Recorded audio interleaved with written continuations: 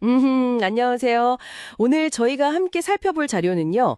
고대 동아시아 문헌 속에 등장하는 군자국, 그러니까 뭐랄까 젠틀맨의 나라라고 불렸던 곳에 대한 이야기입니다.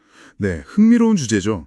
네, 그 산해경이나 사기 같은 이제 오래된 기록들을 통해서 과연 이 군자국이 실제 했던 곳일지 아니면 그냥 고대인들의 어떤 이상형 같은 거였을지 그 단서들을 한번 같이 찾아보죠.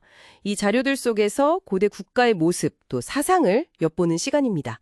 자, 바로 시작해 볼까요? 좋습니다. 우선 뭐 가장 유명한 묘사 중 하나가 그 산해경에 나오는 건데요.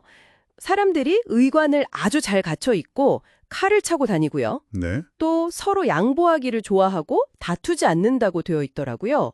그리고 또 무궁화, 그 훈화지초라고도 하고 만령초라고도 하는 그 꽃이 많이 피는 곳이라고도 하고요. 맞아요. 그 무궁화 때문에 이걸 한반도하고 연결해서 생각하는 시각도 꽤 있죠. 네, 그런 것 같아요. 특히 그 서로 양보하고 다투지 않는다. 즉 호양부쟁이라는 점이 여러 기록에서 좀 강조되는 편입니다. 이게 단순히 예의 바르다는 걸 넘어서서 어쩌면 그 당시 중국 지식인들이 생각했던 이상적인 어떤 통치나 사회 질서의 모습 같은 거를 군자국이라는 좀 바깥에 있는 나라에 투영했던 건 아닌가 뭐 그런 생각도 좀 들게 해요. 아, 그럴 수 있겠네요. 이상적인 모델로 삼았을 수도 있군요. 네. 그리고 산해경에는 또 뭐 큰 호랑이 두 마리를 부린다 이런 약간 신화적인 묘사도 같이 있어서요. 이게 참 사실과 이상 또 신화가 좀 뒤섞여 있는 듯한 느낌을 주죠. 그렇죠. 그런데 이 군자국이 단순히 그런 이상적인 모습만 있는 게 아니고 뭔가 구체적인 역사나 인물하고 연결 지으려는 시도들도 좀 보이더라고요. 네, 맞아요.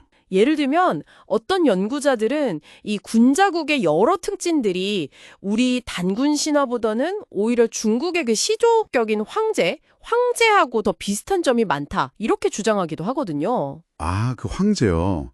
그 부분은 상당히 좀 흥미로우면서도 좀 논쟁적인 부분이 될 수 있습니다. 그렇죠. 아무래도. 네, 한국사의 기원을 우리가 보통 생각하는 단군이 아니라 중국의 황제와 연결하려는 시각이니까요. 그 삼국유사에 나오는 단군 관련 연수랑 군자국의 지속 연대가 뭐 비슷하다 이런 주장도 있고요. 아, 그런 주장도 있어요? 네, 물론 이건 뭐 특정 연구자의 해석이고 우리가 일반적으로 받아들이는 단군 중심의 역사관하고는 좀 차이가 있습니다.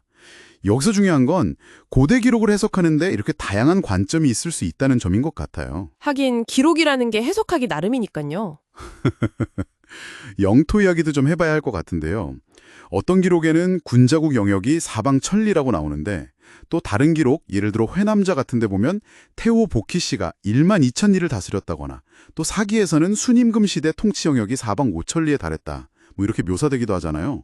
이 숫자들 차이가 꽤 큰데 이걸 어떻게 봐야 할까요? 네, 그 고대 문헌에 나오는 영토 개념은 지금 우리가 생각하는 거랑은 좀 다를 수 있습니다. 아, 그런가요?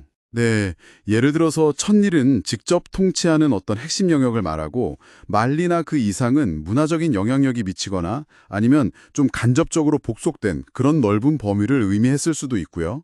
아니면 그 얘기에 나오는 5등 자귀 제도처럼 중심부랑 주변부를 좀 다르게 관리하는 시스템을 반영하는 걸 수도 있습니다. 아, 관리 방식의 차이일 수도 있겠군요. 네. 그리고 때로는 그 실제 크기보다는 통치자의 어떤 위상이나 아니면 이상적인 통치 범위를 그냥 상징적으로 나타냈을 가능성도 상당히 크다고 봐야죠. 그렇군요.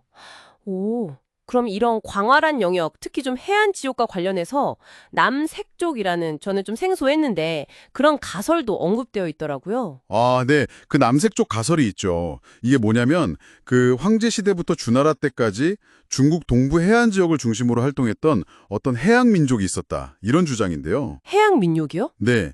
이들이 이후에 이제 한나라 시대를 거치면서 점차 사라지거나 아니면 다른 민족과 섞였다는 거죠. 뭐 진시황릉, 병마형 같은 유물에서 그 흔적을 찾으려는 시도도 있고요. 산동반도 일대의 옛 동이족을 이 남색족과 연결하고 우리가 흔히 고구려 같은 동북방 민족으로 아는 동이와는 좀 구별해야 한다. 이런 시각입니다. 와, 굉장히 새로운 시각인데요. 그렇죠. 그래서 만약 아까 이야기했던 그 황제 기원서라고 이걸 연결해 본다면 우리 한국인의 조상계보의 북방민족뿐만 아니라 이 해양민족과 연관성까지도 생각해 볼 수 있다는 사실 상당히 좀 파격적인 가설이에요. 물론 아직은 뭐 가설 단계에 가깝고요. 정말 흥미로운 가설이네요. 그리고 또 바다와 관련된 이야기로는 그 삼신산 전설도 빼놓을 수 없을 것 같아요. 사계에 복례, 방장, 영주라는 이 세 신선 산이 발해 바다 가운데 있다고 나오잖아요. 네, 그렇죠. 근데 이걸 그냥 발해만에 있다는 뜻이 아니라 바닷속으로 아예 가라앉았다는 의미로 해석하기도 한다고요. 맞습니다. 그 해석이 상당히 흥미로운데요.